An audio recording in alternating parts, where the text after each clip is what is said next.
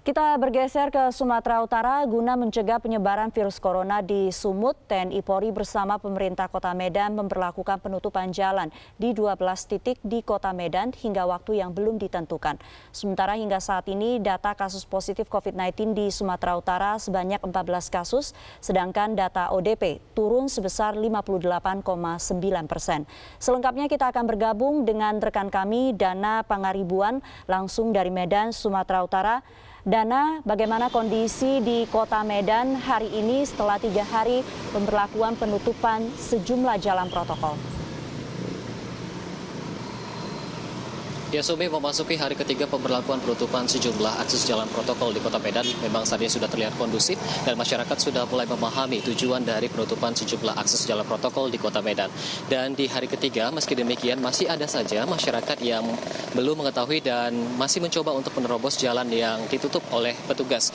Dan di hari ketiga ini sendiri, saya melaporkan di titik dari salah satu dari 12 titik yang ditutup akses jalannya, yakni di Jalan Jamin Ginting dengan simpang Jalan Dr. Mansur, di mana memang jalan ini cukup padat dilintasi oleh masyarakat Kota Medan yang beraktivitas, dan juga jalan ini menghubungkan ke beberapa tempat, yakni lokasi pusat perbelanjaan, tempat wisata, dan juga instansi perkantoran baik pemerintahan maupun swasta. Pemberlakuan penutupan jalan ini sendiri masih sama, tekniknya masih sama dengan menggunakan blok pembatas, kemudian masih tetap dijaga petugas gabungan baik dari TNI Polri dan juga Dinas Perhubungan Kota Medan yang berjumlah sekitar 8 hingga 10 orang, di mana petugas ini bertugas untuk memberikan pengarahan kepada masyarakat yang ingin melintas untuk mengambil arah lain atau jalan lain ke arah tujuan mereka masing-masing. Dan waktu pemberlakuan penutupan akses jalan ini juga masih sama, yakni untuk 2 sesi pada pagi hari dimulai pukul 9 hingga pukul 15 waktu Indonesia Barat, dan juga pada malam hari dimulai pukul 19 waktu Indonesia Barat hingga pukul 23 waktu Indonesia Barat.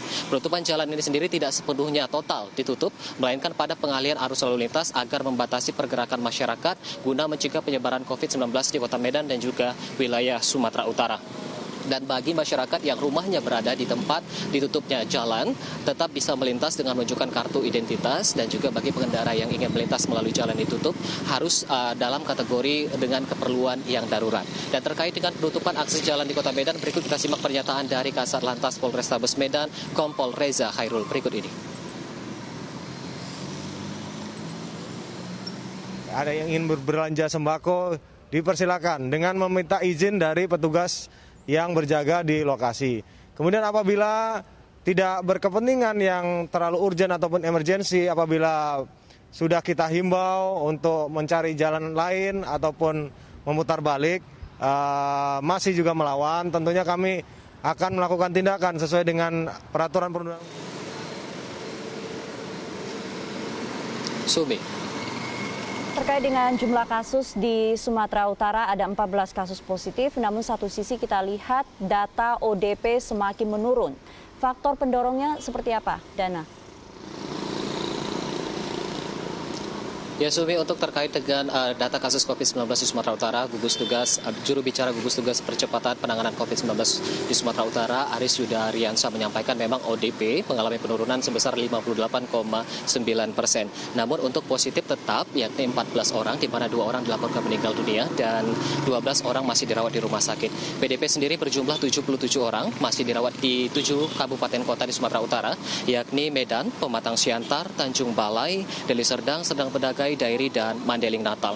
ODP sendiri ini turun sebesar 58,9%, yakni berjumlah 2.556.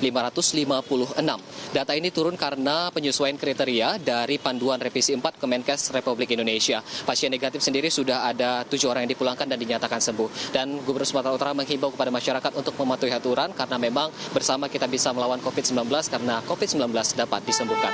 Kembali ke Anda di studio, Sumi. Baik, terima kasih Dana Pangaribuan sudah melaporkan langsung dari Medan, Sumatera Utara.